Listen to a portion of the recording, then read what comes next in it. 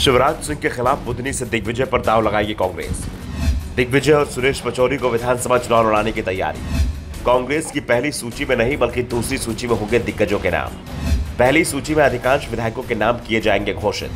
15 अक्टूबर को जारी होगी कांग्रेस उम्मीदवारों की पहली सूची। मध्य प्रदेश में बीजेपी के बाद अब कांग्रेस ने चौंकाने की तैयारी कर ली है। पार्टी हाईकमान ने प्रदेश के दिग्गज नेताओं की उस मांग को पूरी तरह से ठुकरा दिया है जिसमें उन्होंने चुनाव न लड़ने की बात कही थी।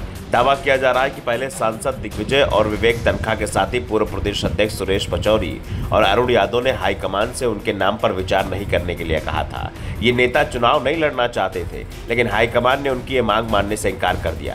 पार्टी ने अपने सभी दिग्गजों को सीट पर रहने को कह दिया है।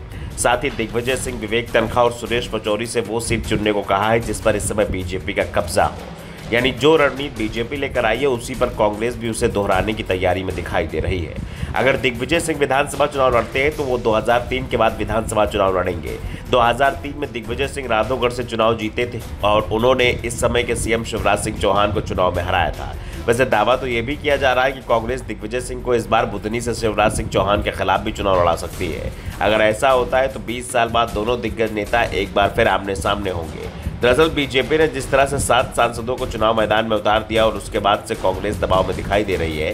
पार्टी के कार्यकर्ता भी चाहते हैं कि बीजेपी की तरह कांग्रेस भी अपने दिग्गजों को चुनाव मैदान में उतारे। अभी तक तो यही साफ नहीं हो पा रहा था कि पूर्व सीएम कमलनाथ भी चुनाव लड़ेंगे या नहीं, क्योंकि जब भी उनसे इसे लेकर सवाल किया गया तो उन्होंने साफ जवाब नहीं दिया। लेकिन बीजेपी ने जैसे ही शिवराज सिंह चौहान के बुधनी से चुनाव लड़ने का ऐलान किया, वैसे ही कमलनाथ भी दबाव में दिखाई दे रहे हैं।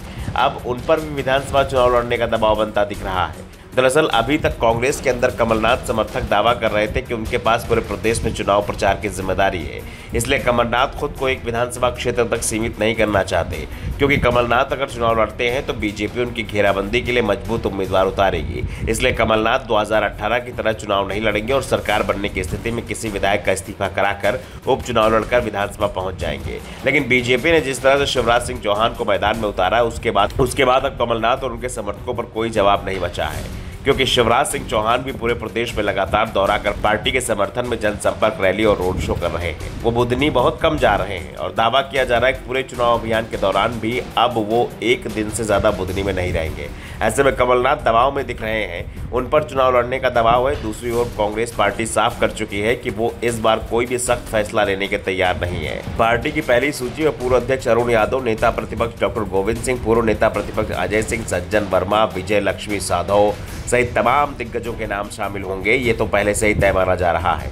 लेकिन पहली सूची में कमलनाथ का नाम होगा या दूसरी सूची में कमलनाथ, दिग्विजय, सुरेश पचौरी जैसे दिग्गजों के नाम घोषित किए जाएंगे, फिलहाल अभी तक तस्वीर साफ नहीं हो पाई और 15 अक्टूबर को इन सभी सवालों के जवाब मिल जाएंगे, क्योंकि कांग्रेस प्रदेश अध्यक्ष कमलनाथ साफ कर चुके हैं 15 अक्टूबर को कांग्रेस की पहली सूची जारी होगी।